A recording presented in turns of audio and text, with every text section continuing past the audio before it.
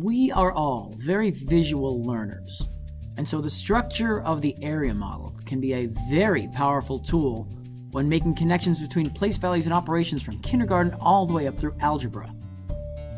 Let's start early with kindergarten.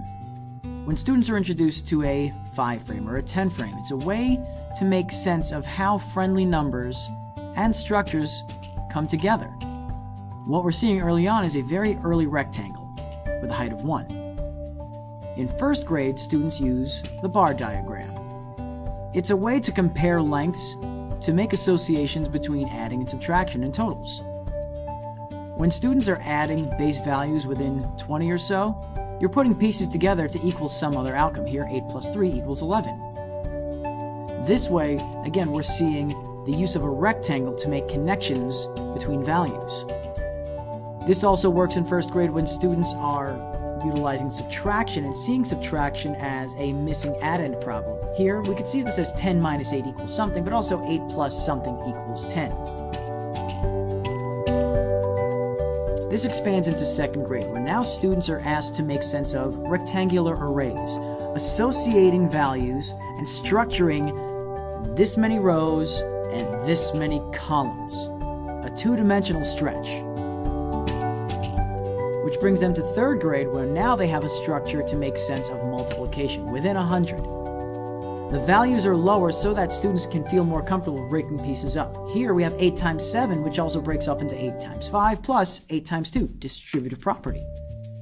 In fourth grade, the complexity expands. Now all of a sudden, instead of 1 times 1 digit, we have as many as 4 digit times 1, or 2 digits times 2 digit. But because the area model is dimensional, again, we can break up these pieces up or across.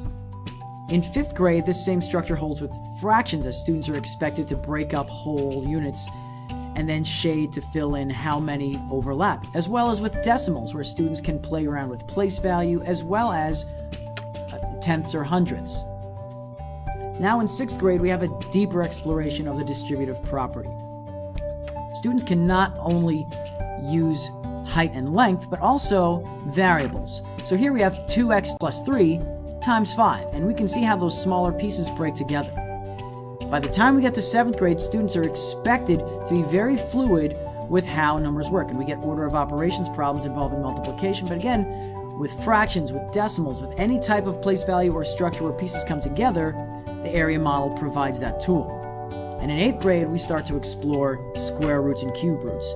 We can kind of work from inside out to make sense of why a square root has a certain value. Here, the square root of 81 is something times something, and that's something here being 9. This will work with cubes as well in a third dimension up. And now we get to algebra. Instead of the FOIL method of the past, now we're using the structure of the area model to multiply terms to get to binomials and quadratic equations. Here, x plus 6 times 3x minus 2. We combine the like terms to get to 3x squared plus 16x minus 12. And that will bring us all the way through that spectrum, K through 8, into high school algebra.